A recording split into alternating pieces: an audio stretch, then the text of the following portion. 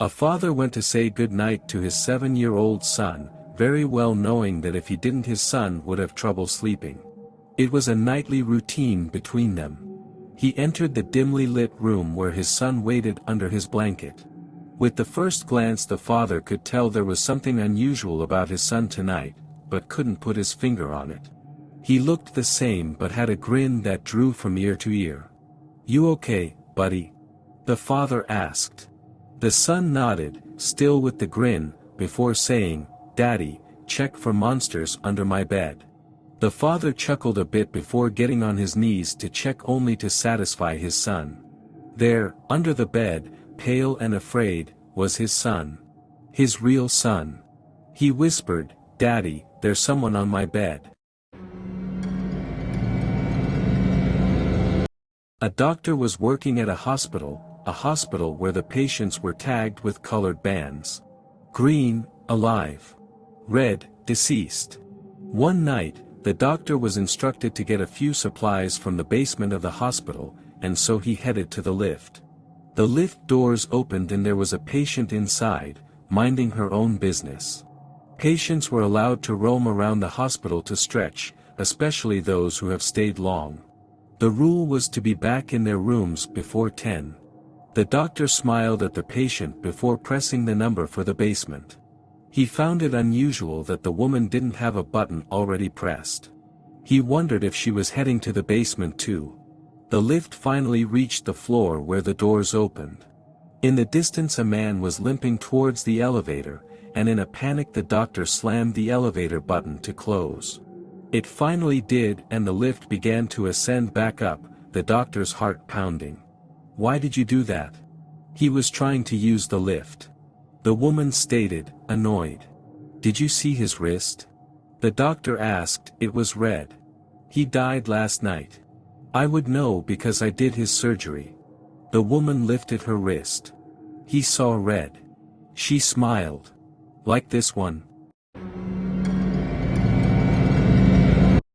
A man just moved into an apartment and heads to the receptionist to get his keys. The receptionist gave him the key with a smile but warns him not to disturb the door with no number on his floor. He wondered why but didn't bother to ask, he was too busy with his new apartment to care. After he finished unpacking he began to get curious. He questioned why the receptionist would warn him of such things, and so he stepped out of his apartment to check the door with no number. He tried the door knob first but it was locked, so instead he got onto his knees and peeked through the keyhole. The apartment he was looking into was empty. His eyes scanned the whole place before stopping at a woman, standing face against a wall, in the corner. He noticed her pale skin and long black hair before stepping back, suddenly feeling perverted in a way for invading someone else's privacy. He brushed it off, assuming she was someone that did not want to be disturbed. The next day he got more curious about the woman and eventually went back, straight away getting onto his knees. He peeked through the keyhole and saw all red. Red. He assumed that the pale woman must have caught him peeking the last time and covered the hole with something red. He left the door alone and instead went down to the receptionist to ask her questions. The receptionist sighed and asked, "You looked through the keyhole, didn't you?" He admitted to it and so she felt obliged to tell him the story. She told him that a couple used to live in that apartment a long time ago, but the husband went crazy and killed his wife. However, this couple wasn't normal. They had pale skin, black hair and red eyes.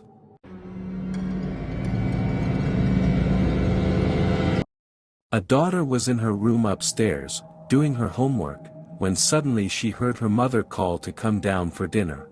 She jumped onto her feet and began making her way towards the stairs, but before even took a step, hands grabbed her and pulled her into the laundry room besides the staircase.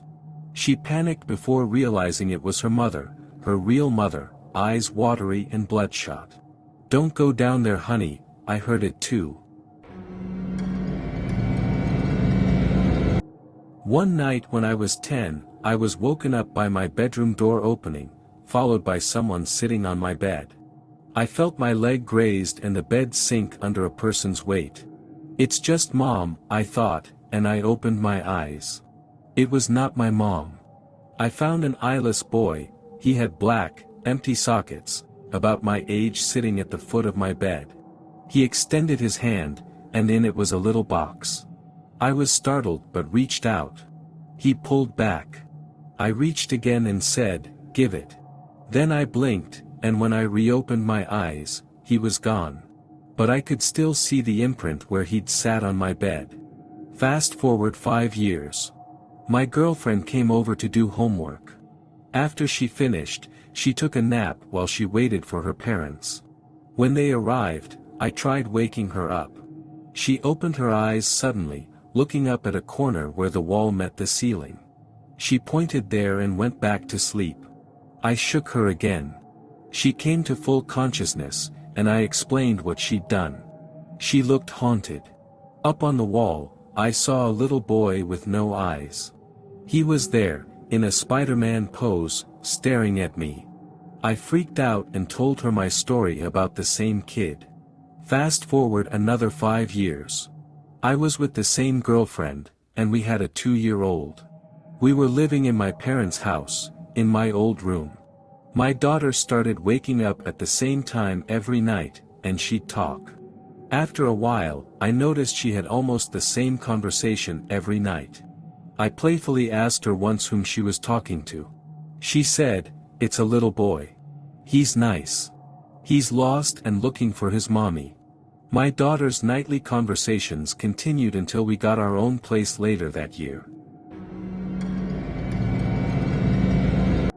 One theme that many ghost stories have in common is that they offer a sense of justice in return for a wrongful death. This particular ghost story, however, offers a somewhat different take. It's about wrongful treatment in death and revenge in the afterlife. On October 13, 1877, Robert Schmale was hanged after a trial that found him guilty of a terrifying, inexplicable murder spree. The townspeople were filled with so much anger and hatred that they left his body hanging for days. The tale says not one of the townspeople demonstrated even a shred of remorse, let alone forgiveness. Since then, Schmale has been said to haunt the town. Those who have seen him say he appears as a ghostly male figure, but as soon as the figure registers in your mind, it disappears, somewhat maddeningly, into the darkness.